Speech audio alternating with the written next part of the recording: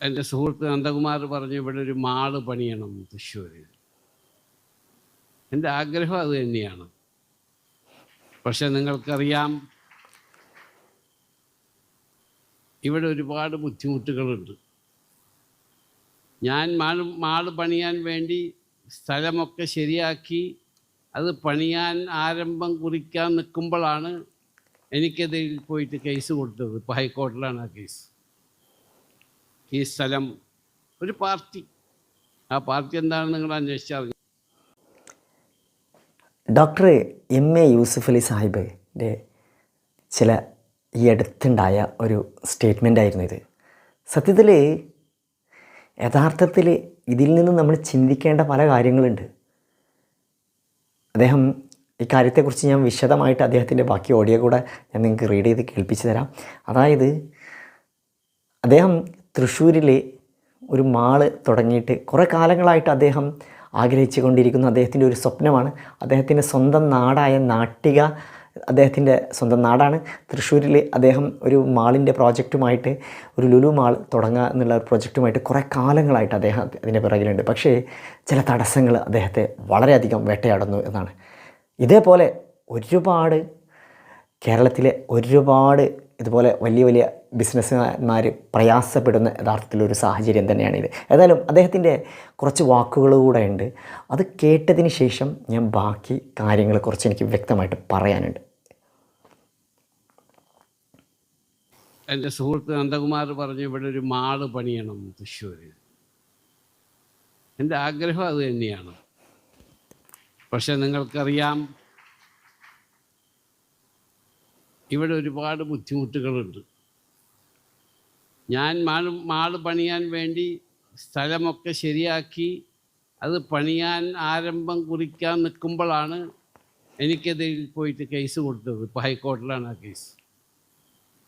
ഈ സ്ഥലം ഒരു പാർട്ടി, ആ പാർട്ടി എന്താണെന്ന് നിങ്ങൾ അന്വേഷിച്ചറിഞ്ഞാൽ മതി.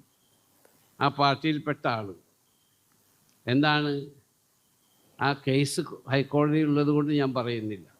2.5 കൊല്ലമായി ആ കേസ് നടക്കുകയാണ്. ഇല്ലെങ്കിൽ എന്നോ ഇവിടെ മാള് വന്നിരുന്നു. അപ്പോൾ ഈ രാജ്യത്ത് പല ബുദ്ധിമുട്ടുകളുണ്ട്. അത് തരണം ചെയ്ത് ഓക്കെ ആയിക്കഴിഞ്ഞാൽ ഞാൻ തീർച്ചയായിട്ടും ഒരു മാൾ ഇവിടെ ആരംഭിക്കുന്നതാണ്. ഞാൻ ഇപ്പം കോടതിയിൽ ഉള്ള കാരണം ഞാൻ അതിനെപ്പറ്റി കൂടുതൽ വിസ്തരിച്ച് പറയുന്നില്ല.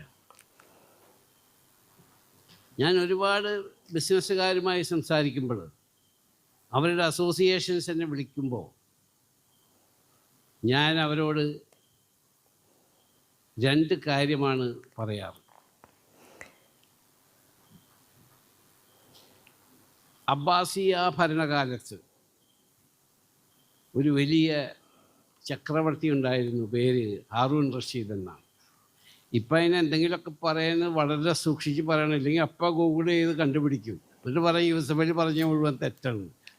അത് കാരണം ഞാൻ വളരെ പ്രിപ്പയർ ചെയ്തിട്ടേ കാര്യങ്ങൾ പറയാറുള്ളൂ എവിടെ ചെന്നാൽ. അങ്ങനെ അപ്പോൾ ഹാറൂൺ റഷീദ് ചക്രവർത്തിയുടെ അരികത്ത്, സമയമുണ്ടല്ലോ 5 മിനിറ്റ്, അരികത്ത് പണ്ഡിതന്മാർ വരും. ഇപ്പോൾ ഇവിടെ നമ്മൾ അരികത്ത് പണ്ഡിതന്മാർ വരുമ്പോൾ അത് ഹൈന്ദവ സന്യാസിമാരും ഋഷീശ്വരന്മാരും മുനിശ്രേഷ്ഠന്മാരായാലും ശരി, ബിഷപ്പുമാരും ഫാദർമാരുമായാലും ശരി, മുസ്ലിം പണ്ഡിതന്മാരായാലും ശരി, അവരൊക്കെ പാണ്ഡിത്യമുള്ളവരാണ്. അവരെ ബഹുമാനിക്കേണ്ടത് എല്ലാവരുടെയും കടമയാണ്. അപ്പോൾ ഈ രാജാവും ഈ പണ്ഡിതൻ വന്നപ്പോൾ ചക്രവർത്തി ഹാറൂൺ റഷീദ് സ്വീകരിച്ച് ഇരുത്തി. എന്നിട്ട് ആ പണ്ഡിതനോട് ചോദിച്ച് എന്താണ് ഇപ്രാവശ്യം എനിക്ക് പറഞ്ഞു തരാനുള്ളത് എന്ന് പറഞ്ഞു. കാരണം പണ്ഡിതന്മാരിൽ നിന്ന് അവർ നമ്മളെക്കാളും അറിവും ജ്ഞാനവും പാണ്ഡിത്യവും ഉള്ളവരാണ്. ഏത് മതത്തിലായാലും ശരി അവർ പണ്ഡിതന്മാരാണ്. അവരെ ബഹുമാനിക്കേണ്ടവരാണ്. അവരുടെ അറിവിനെ നമ്മൾ ബഹുമാനിക്കേണ്ടവരാണ്. അപ്പോൾ പറഞ്ഞു, ഞാൻ ഒരു കാര്യം പറയട്ടെ. പറയും, നിങ്ങൾ ഒരു മരുഭൂമിയിൽ പെട്ടുപോയി, അവിടെ വെള്ളം കിട്ടുന്നില്ല. വെള്ളത്തിൽ നിങ്ങൾ ദാഹിച്ച് വലഞ്ഞ് വിഷമിച്ച് തൊണ്ട വരണ്ടിരിക്കുകയാണ്. എൻ്റെ കയ്യിലൊരു കുപ്പി വെള്ളം, ഒരു ഗ്ലാസ് വെള്ളമുണ്ട്. അത് ഞാൻ നിങ്ങൾക്ക് തന്നാൽ നിങ്ങളെനിക്ക് എന്ത് തരും എന്ന് ചോദിച്ചു. മഹാനായ അബ്ബാസിയ ഡൈനാസ്റ്റി, ആ രാജാവ് പറഞ്ഞു, എൻ്റെ സ്വത്തിൽ നേർപകുതി നിങ്ങൾക്ക് തരും. ഓ, അങ്ങനെ വെള്ളം കൊടുത്തു, കുടിച്ചു എന്ന് വെക്കുക. ആ വെള്ളം കുടിച്ചു കഴിഞ്ഞ് നിങ്ങൾക്ക് മൂത്രമൊഴിക്കണം. അത് നാച്ചുറൽ പ്രോസസ്സാണ്. നിങ്ങൾക്ക് മൂത്രമൊഴിക്കാൻ പറ്റുന്നില്ല, നിങ്ങൾക്ക് കലശലായ വയറുവേദന, നാടൻ ഭാഷയിൽ തന്നെ പറയും. അതിൻ്റെ മരുന്ന് എൻ്റെ കയ്യിലുണ്ട്. ആ മരുന്ന് ഞാൻ നിങ്ങൾക്ക് തന്നാൽ നിങ്ങൾക്ക് എന്ത് തരും, നിങ്ങളെനിക്ക് എന്ത് തരുമെന്ന് ചോദിച്ചു. അപ്പോൾ ആ പണ്ഡിതനോട് ആ രാജാവ് ചക്രവർത്തി പറഞ്ഞു, എൻ്റെ ബാക്കിയുള്ള പകുതി സ്വത്തും നിങ്ങൾക്ക് തരും. അപ്പോൾ ഒരു ഗ്ലാസ്, ആ പണ്ഡിതൻ പറഞ്ഞു, എനിക്കിന്ന് നിങ്ങളെ പഠിപ്പിക്കാനുള്ള ചക്രവർത്തി, ഒരു ഗ്ലാസ് വെള്ളം കൊണ്ട് നിങ്ങളുടെ സ്വത്ത് മുഴുവൻ പോയി.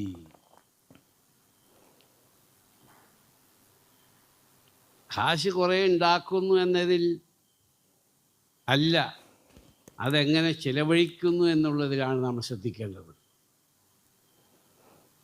അതാണ് ബിസിനസ് സമൂഹവും ശ്രദ്ധിക്കേണ്ടത്. കുറേ കാശ് കുന്നുകൂട്ടുക എന്നതല്ല, അത് ജീവിതമാർഗമാണ്. നിങ്ങൾ രാവും പകലും അധ്വാനിക്കണം. പക്ഷെ അത് ചെലവഴിക്കുന്നത് ഒരു ശതമാനം പാവപ്പെട്ടവർക്കും അശരർക്കും നിരാലംബർക്കും കഷ്ടപ്പെടുന്നവർക്കും നിങ്ങൾ മാറ്റിവെക്കണം. തൃശ്ശൂർ മാനേജ്മെൻറ്റ് അസോസിയേഷനോട് എനിക്ക് പറയാനുള്ളത്, ഈ വളർന്നു വരുന്ന തലമുറയോടും അതാണ് നിങ്ങൾ പഠിപ്പിക്കേണ്ടത്. നിങ്ങളുടെ മോറൽ, നിങ്ങളുടെ മൂല്യങ്ങൾ ഒരിക്കലും കൈവിടരുത്. മാതാപിതാ ഗുരു ദൈവേ, മാതാക്കളെയും പിതാക്കളെയും ദൈവത്തെപ്പോലെ കാണുകയും അവരോടുള്ള സ്നേഹവും ബഹുമാനവും ആദരവും അതോടൊപ്പം അവരോടുള്ള ശുശ്രൂഷയും, എൻ്റെ മക്കളെ നിങ്ങൾ ഒരിക്കലും കൈവടിയരുത് എന്നാണ് ഞാൻ യൂണിവേഴ്സിറ്റികളിലും ബിസിനസ് സ്കൂളുകളിലും പോയി പറയാറ്.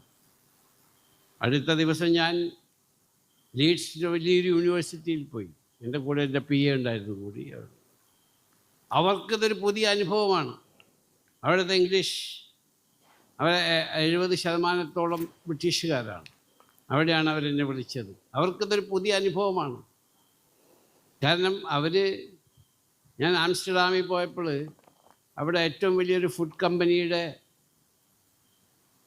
ഓണറെ പോയി കണ്ടപ്പോൾ ഞാൻ ചോദിച്ചു, who started this? My parents. Where is your parents now? My mother no more, but my father is in old people home. ആ സംസ്കാരമാണ് അവരുന്നത്. നമ്മൾ സത്യം പറഞ്ഞാൽ ഡോക്ടർ MA യൂസുഫ് അലി എന്ന് പറയുന്ന ഈ മനുഷ്യൻ പറഞ്ഞ ഈ വാക്കുകളിൽ വളരെ വ്യക്തമാണ്. യഥാർത്ഥത്തിൽ ഒരു രാഷ്ട്രീയക്കാരന് നമ്മുടെ രാജ്യത്ത് ചിന്തിക്കേണ്ടത് എന്താണ്? ഇവിടെ യഥാർത്ഥത്തിൽ ഓരോ മനുഷ്യനും സുസ്ഥിരമായിട്ടുള്ള ജീവിത നിലവാരം വേണം. ഇവിടെ നല്ല സ്ഥാപനങ്ങൾ വളരണം, ബിസിനസ് സംരംഭങ്ങൾ ഉയരണം, ആളുകളുടെ ജീവിത നിലവാരം മെച്ചപ്പെടണം. എന്താണ് ഇവരൊക്കെ ചിന്തിക്കുന്നത്? ഇന്നത്തെ കാലഘട്ടത്തിൽ ഒരു രാഷ്ട്രീയ പ്രവർത്തകന് അല്ലെങ്കിൽ ഒരു രാഷ്ട്രീയ പാർട്ടിയുടെ കണ്ണിലൂടെ നോക്കുകയാണ് ഓരോ മനുഷ്യനും. അവന് ജോലി ചെയ്യുന്ന, അവന് ഏത് പാർട്ടിക്കാരനാണ്, അല്ലെങ്കിൽ ആ കമ്പനി ഏത് പാർട്ടി അനുകൂലിയാണ്, അതിലൂടെ മാത്രം കണ്ണുകൊണ്ട് മാത്രം കാണുന്ന ഒരു ചിന്താഗതി എങ്ങനെയാണ് ഇതൊരു ജനാധിപത്യ രാജ്യം ആണ് എന്ന് തീർച്ചപ്പെടുത്തി നമുക്ക് പറയാൻ കഴിയുക? ഇങ്ങനത്തെ ഒരു സാഹചര്യം നമ്മുടെ രാജ്യത്ത് ഉണ്ട് എന്ന് ഏതൊരു മനുഷ്യനും പറയും. കാരണം എല്ലാവരും സ്വന്തം പാർട്ടിയും രാഷ്ട്രീയവും ചിന്താഗതി മാത്രം വെച്ച് പുലർത്തുമ്പോഴേ രാഷ്ട്രീയ പാർട്ടികളും രാഷ്ട്രീയ ചിന്താഗതികളും മനുഷ്യർക്ക് വേണ്ടി മാത്രമാണ് എന്ന് പലപ്പോഴും മനുഷ്യൻ മറന്നു പോകുന്ന ഒരു സാഹചര്യവും കാലഘട്ടത്തിലൂടെയാണ് നമ്മൾ മുന്നോട്ട് പോയിക്കൊണ്ടിരിക്കുന്നത്. യൂസുഫ് അലി സാഹിബ് പറഞ്ഞ കാര്യങ്ങളിൽ വളരെ വ്യക്തമാണ്. ആംസ്റ്റർഡാമിലൊക്കെ പോയി കഴിഞ്ഞാൽ, അല്ലെങ്കിൽ വിദേശ രാജ്യങ്ങളിലൊക്കെ പല രാഷ്ട്രീയ പാർട്ടികളാണെങ്കിലും അവിടെയുള്ള മിനിസ്ട്രി ആണെങ്കിലും അവിടെയുള്ള സമൂഹമൊക്കെ വരും തലമുറയെ വളർത്താനും സമൂഹത്തിൻ്റെ സുസ്ഥിര വികസനവും സമൂഹത്തെ ഉന്നത നിലവാരത്തിലുള്ള സാമൂഹികമായിട്ടും സാമ്പത്തികമായിട്ടും ഉയർന്ന നിലവാരം പുലർത്താനുമുള്ള സാഹചര്യങ്ങൾ മെച്ചപ്പെടുത്താൻ വേണ്ടിയിട്ട് ഓരോ രക്ഷിതാവും അല്ലെങ്കിൽ ഓരോ സമൂഹവും മുന്നോട്ട് അതിനു വേണ്ടി പ്രോത്സാഹനവും പ്രയത്നവും മുന്നോട്ട് ഉണ്ടാക്കിക്കൊണ്ടിരിക്കുന്ന ഈ സമയത്ത് ലോകം മുഴുവനും മുന്നോട്ടോടുമ്പോൾ എന്തുകൊണ്ടാണ് നമ്മുടെ രാജ്യവും നമ്മുടെ ഈ സാഹചര്യം ഘട്ടങ്ങളൊക്കെ പ്രത്യേക ഒരു രാഷ്ട്രീയ പാർട്ടികൾക്ക് അടിയറ വെച്ചുകൊണ്ട് താഴോട്ട് സഞ്ചരിക്കുന്നതെന്ന് ആലോചിച്ച് നോക്കൂ. പഴയ കാലഘട്ടത്തിൽ കഴിക്കാൻ ഭക്ഷണമില്ലാത്ത കാലഘട്ടം, ഉണ്ണാൻ ഉറങ്ങാനോ വസ്ത്രമോ കിടക്കാനോ കിടപ്പാടമോ കിടക്കാൻ ഒരു വീടോ അല്ലെങ്കിൽ ഒന്നുമില്ലാത്തൊരു കാലഘട്ടം. ഇത്രക്കും വലിയ സാഹചര്യത്തിൽ നിന്നും നമ്മൾ ഇത്രക്കും നല്ല ഒരു സാഹചര്യത്തിലേക്ക് നമ്മൾ ഉയർന്നപ്പോൾ നമ്മൾ മറ്റൊരു ഉയർന്ന ചിന്താഗതിയിലേക്ക് എത്തിപ്പെടേണ്ട മനുഷ്യരാണ്. ഇന്ന് കേരളത്തിൽ ഇന്ന് വലിയ സാഹചര്യങ്ങളിൽ ഇന്ന് വലിയ വീതി കൂടിയ റോഡുകളൊക്കെ വന്നു. സംഭവം സത്യമാണ്. ഞാൻ പറയുന്നു, ഇന്ന് ലോകം മുഴുവനും പറന്നുകൊണ്ടുള്ള ടാക്സികളും സംവിധാനങ്ങളും, ലോകം മുഴുവനും വായിലൂടെ ഉള്ള ടാക്സികളും സംവിധാനങ്ങളൊക്കെ വലിയ ടെക്നോളജി വന്നപ്പോൾ കേരളം ഇപ്പോഴും 10 വർഷം പിറകിലാണ് എന്ന് പലപ്പോഴും നമ്മൾ മറന്നു പോകുന്നുണ്ട്. ഇത് വെറും കേവലം രാഷ്ട്രീയ പാർട്ടികൾക്ക് നമ്മൾ അടിയറ വെച്ച് പോകുമ്പോഴേ ഇതുപോലെ ഓരോ വ്യക്തികളുടെ വ്യക്തിത്വ വികസനത്തിലും സാമൂഹിക വളർച്ചയിലും ഉണ്ടാക്കുന്ന വളരെ താഴോട്ടുള്ള വളർച്ച അത് ഉയർത്തുക മാത്രമേ ചെയ്യൂ. ഒരിക്കലും സമൂഹത്തിൻ്റെ വളർച്ചയെ ഉയർത്തുകയില്ല എന്ന് ഇന്നത്തെ സമൂഹം സ്വന്തം മനസ്സാക്ഷിയോട് തന്നെ നമ്മൾ ചോദിക്കണം.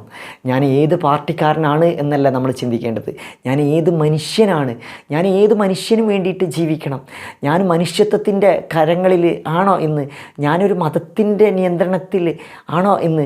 ഞാൻ മതത്തിലും നമ്മുടെ വിശ്വാസത്തിലും നമ്മൾ അടിയുറച്ച് വിശ്വസിക്കുമ്പോൾ മനുഷ്യത്വം എന്ന് പറയുന്നത് ഇല്ലാതെ ആയിക്കൊണ്ടിരിക്കുകയാണ്. കാരണം ഇത്തരം ലുലു പോലത്തെ സംരംഭങ്ങളും ഇന്ത്യയിലും ലോകത്ത് വലിയ വലിയ സംഭവങ്ങളും ചലനങ്ങളും സൃഷ്ടിക്കപ്പെടുമ്പോഴേ ഇതിലൂടെ ഒരുപാട് ആളുകൾക്ക് ജോലി ലഭിക്കുന്നു, ഒരുപാട് വലിയ വലിയ പ്രൊഫഷണൽസുകൾ തൊഴിൽ ലഭിക്കുന്നു, വലിയ വലിയ നേട്ടങ്ങളിൽ നമ്മളെ രാജ്യത്തിന് ടാക്സ് ലഭിക്കുന്നു. പക്ഷേ നമ്മുടെ കേരളത്തിലാണെങ്കിലും നമ്മളെ രാജ്യത്തിലുള്ള സംവിധാനങ്ങളൊക്കെ ചിന്തിക്കുന്നത് അവർക്ക് കിട്ടുന്ന രാഷ്ട്രീയ പാർട്ടികൾക്ക് കിട്ടുന്ന മെച്ചം മാത്രമേ അവർ ചിന്തിക്കുന്നുള്ളൂ. ജനങ്ങൾക്ക് ഇതുകൊണ്ട് നേട്ടമുണ്ടാവണം അല്ലെങ്കിൽ ജനങ്ങളുടെ വളർച്ചയിൽ വലിയ മാറ്റം വരുത്തണം എന്ന് ചിന്തിക്കുന്നേ ഇല്ല. കാരണം ഇന്ന് ഇന്ത്യയിലെ പല കമ്പനികളും വിദേശ രാജ്യങ്ങളിലേക്ക് ചേക്കേറിക്കൊണ്ടിരിക്കുകയാണ്. കേരളത്തിലെ പല കമ്പനികളും കിറ്റെക്സ് പോലെയുള്ള കമ്പനികൾ മറ്റുള്ള സംസ്ഥാനങ്ങളിലേക്കും മറ്റു രാജ്യങ്ങളിലേക്കും ചേക്കേറിക്കൊണ്ടിരിക്കുകയാണ്. കാരണം ഇവിടെയുള്ള വലിയ സംരംഭങ്ങളും സ്ഥാപനങ്ങളും ഇവിടെ നിന്ന് ഇല്ലാതായി മാറുന്ന സമയത്ത് നമ്മൾ ഈ രാജ്യം അനുഭവിക്കാൻ പോകുന്ന അല്ലെങ്കിൽ നാട് അനുഭവിക്കാൻ പോകുന്ന പട്ടിണിയും പ്രയാസവും അകലമെല്ലാം നമ്മൾ മനസ്സിലാക്കണം. ഇവിടെ വന്ന് അന്യ സംസ്ഥാനക്കാർ ഇവിടെ ജോലി ചെയ്യുമ്പോഴും അന്യ സംസ്ഥാനത്ത് ആളുകൾ അവിടെയും പലയിടങ്ങളിലൊക്കെ സംസ്ഥാനങ്ങളിലൊക്കെ ജോലി ചെയ്യുമ്പോഴും യഥാർത്ഥത്തിൽ സംഭവിക്കുന്നത് എന്താണ്? ആ രാജ്യത്തുള്ള വികസനം അല്ലെങ്കിൽ എവിടെയാണ് വികസനം എന്ന് അന്വേഷിച്ചുകൊണ്ട് ഇവരെത്തിപ്പെടുകയാണ്. എവിടെയാണ് ഒരു കാലത്ത് ഒരാൾക്ക് ഒരു ജോലി ചെയ്യാനോ അല്ലെങ്കിൽ പഴയ കാലഘട്ടത്തിലേക്ക് പോയി കഴിഞ്ഞാൽ ഒരാൾക്ക് ഒരു ജോലി ചെയ്യാനും വേണ്ടി ഒരു ജോലി കൊടുക്കാനുള്ള വക പോലും ഇല്ലാത്ത പഴയ കാലഘട്ടമുണ്ടായിരുന്നു. 18s കാലഘട്ടത്തിലും 1985 മുന്നോട്ടുള്ള കാലഘട്ടത്തിലേക്ക് നോക്കുകയാണെങ്കിൽ വലിയ കഷ്ടപ്പാടിൻ്റെയും ഭക്ഷണമില്ലാത്ത അന്ന് എത്ര കഷ്ടപ്പാടിൻ്റെ യുഗങ്ങൾ അനുഭവിച്ചവർ ഒരു പക്ഷേ ഇന്നും എൻ്റെ ഈ വീഡിയോ കണ്ടുകൊണ്ടിരിക്കുന്നവരുണ്ടാവും. യൂസുഫ് അലി എന്ന് പറയുന്ന മനുഷ്യരിലൂടെ അദ്ദേഹത്തിൻ്റെ കഷ്ടപ്പാടുകൾ അദ്ദേഹത്തെക്കുറിച്ച് പലരും കുറ്റം പറയുന്നുണ്ടെങ്കിലും ഞാൻ പറയുന്നു അദ്ദേഹം ഈ ലോകത്തിന് നൽകുന്നത് വലിയ സന്ദേശമാണ്. അദ്ദേഹം ഇത്തരത്തിൽ ചെയ്യുന്ന കാര്യങ്ങൾ ഒരിക്കലും നമ്മളൊരു പാർട്ടിയുടെ ബേസിലൂടെ അല്ല കാണേണ്ടത്. അദ്ദേഹം ചെയ്യുന്നത് എന്താണ്? ഈ സമൂഹത്തിന് വേണ്ടി നന്മകൾ ചെയ്യാണ്.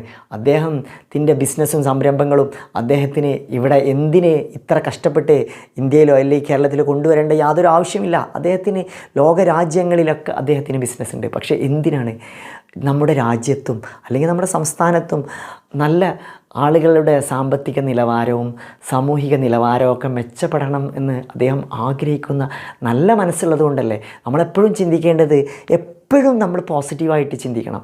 എപ്പോഴും നമുക്ക് ഒരു മുറിവുണക്കുന്ന മനുഷ്യരും നമുക്ക് മുറിവാക്കുന്ന മനുഷ്യരുമുണ്ട്.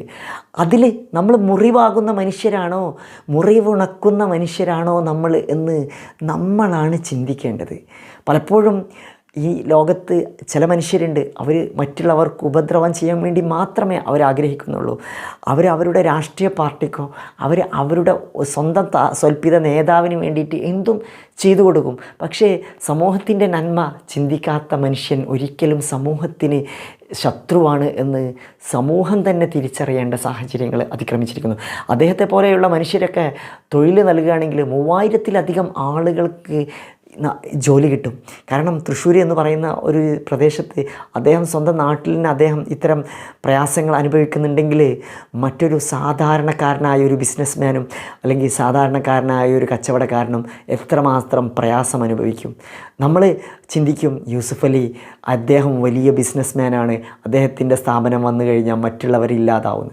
ഒരാളെയും മറ്റൊരാൾക്ക് ഇല്ലാതാക്കാൻ കഴിയില്ല. നമ്മൾ നമ്മുടെ കഴിവുകൾ ഉയർത്താത്തിടത്തോളം കാലം നമ്മുടെ കഴിവുകൾ വളരില്ല. അദ്ദേഹത്തിൻ്റെ കഴിവുകൾ അദ്ദേഹം വളർത്തിക്കൊണ്ടിരിക്കുന്നതുകൊണ്ട് അദ്ദേഹത്തിൻ്റെ കഴിവുകൾ ഉയരുന്നു, വളരുന്നു. പക്ഷേ അതിലൂടെ നമ്മളും വളരുക മാത്രമാണ് ചെയ്യുക. അല്ലാതെ ഒരാളുടെ റിസ്ക്കും മറ്റൊരാൾക്ക് ഇല്ലാതാക്കാൻ കഴിയില്ല. നമ്മൾ എന്താണോ സമൂഹത്തിന് വേണ്ടി നമ്മൾ ചെയ്യുന്നത് അത് സമൂഹത്തിൽ നിന്നും നമുക്ക് തിരിച്ചു തരും. നിങ്ങൾ സമൂഹത്തിന് വേണ്ടിയിട്ട് നന്മ ചെയ്യുമ്പോഴേ സമൂഹം നന്മയോടെ നിങ്ങളെ സ്വീകരിക്കും. നിങ്ങൾ സമൂഹത്തിന് വേണ്ടിയിട്ട് ഒരു തിന്മ ചെയ്യാൻ നിങ്ങൾ ഉദ്ദേശിക്കുമ്പോഴേ അത് കാലം കൊണ്ട് സമൂഹം തന്നെ നിങ്ങളോട് തിരിച്ചടിക്കും. ഏതായാലും ഇന്ത്യയിലെ വലിയ സാഹചര്യങ്ങൾ, കേരളത്തിലെ മറ്റൊരു സാഹചര്യങ്ങൾ എല്ലാം കൊണ്ടും സംരംഭകർക്കും കച്ചവടക്കാർക്കൊക്കെ വലിയ പ്രയാസം സൃഷ്ടിച്ചുകൊണ്ടിരിക്കുന്ന ഒരു സാഹചര്യം തന്നെയാണ് എന്ന് ഒരിക്കലും കാരണം ഏത് പാർട്ടിക്കാരനും ഏത് രാഷ്ട്രീയക്കാരനും മാത്രം ചിന്തിച്ചുകൊണ്ട് മാത്രം ആനുകൂല്യങ്ങൾ നൽകുന്ന ഒരു യുഗമാണ്.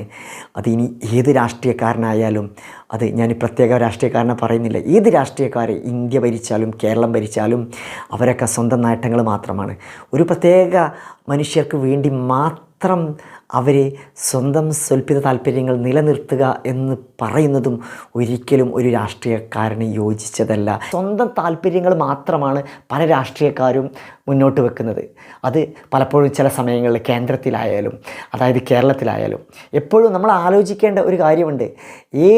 ഒരു രാഷ്ട്രീയ പാർട്ടിയുടെ വിഷയത്തിലൂടെ ഇടപെട്ടുകൊണ്ട് എപ്പോഴും ഇതിന് പിന്നണി കൊട്ടാൻ വേണ്ടിയിട്ട് പലപ്പോഴും പല മീഡിയകളും, കാരണം മുഖ്യധാര മീഡിയകൾ പലപ്പോഴും ഇതിൽ സംസാരിക്കുന്നുണ്ടെങ്കിലും പലപ്പോഴും ഇത്തരം സാഹചര്യങ്ങളിൽ പല മുഖ്യധാര മീഡിയകൾക്കും ന്യൂസ് കൊടുക്കുന്നത് അല്ലെങ്കിൽ ന്യൂസിനൊക്കെ പുറമെ ന്യൂസിലേക്ക് വേണ്ട പരസ്യം കൊടുക്കുന്നത് ആരാണ്? ഇത്തരം ബിസിനസ്സുകാരാണ്. പക്ഷേ അവരെ പ്രയാസഘട്ടത്തിൽ ഗവൺമെൻറ്റിൻ്റെയോ അല്ലെങ്കിൽ ഗവൺമെൻറ്റിൻ്റെ നമുക്ക് പറയാൻ പറ്റില്ല, രാഷ്ട്രീയക്കാരുടെ സ്വൽപ്പിത താല്പര്യങ്ങൾക്ക് വേണ്ടി പലപ്പോഴും അവർ അടച്ചു മൂട്ടപ്പെട്ട് പോയിട്ട് അവർ കുത്തുവാളെടുത്ത് പോകുന്ന സാഹചര്യങ്ങൾ ഇതുകൊണ്ടാണ്, ഈ സാഹചര്യം കൊണ്ടാണെന്ന് ഒരു മീഡിയാസും ഈ മുഖ്യധാര മീഡിയകളും മുന്നിൽ കൊണ്ടുവന്ന് കാണിച്ച് അത് മനസ്സിലാക്കി കൊടുക്കാറില്ല. മനുഷ്യരും ജീവിക്കും. നമ്മൾ ചിന്തിക്കേണ്ടത് എന്തുകൊണ്ട് ഒരു രാഷ്ട്രീയക്കാരന് ഒരിക്കലും രാഷ്ട്രീയക്കാരനായി മാറരുത്, മനുഷ്യനായി മാറാൻ ശ്രമിക്കുക രാഷ്ട്രീയക്കാരൻ എപ്പോഴും. നമ്മുടെ രാജ്യത്തിൻ്റെ നിലനിൽപ്പ്, നമ്മുടെ സംസ്ഥാനത്തിൻ്റെ നാടിൻ്റെ നിലനിൽപ്പ് എന്നുള്ളത് ഓരോ സംരംഭകനും ഓരോ മനുഷ്യനും അവൻ്റെ ചോര നീരാക്കിയിട്ട് ഉണ്ടാക്കുന്ന ശക്തമായ കൈകളെ തന്നെയാണെന്ന് ഓരോരുത്തരും തിരിച്ചറിയണം. ഏതായാലും വീഡിയോ കുറിച്ചുള്ള അഭിപ്രായം കമൻറ്റ് പുതിയ മറ്റൊരു വീഡിയോസുമായി കൊണ്ട്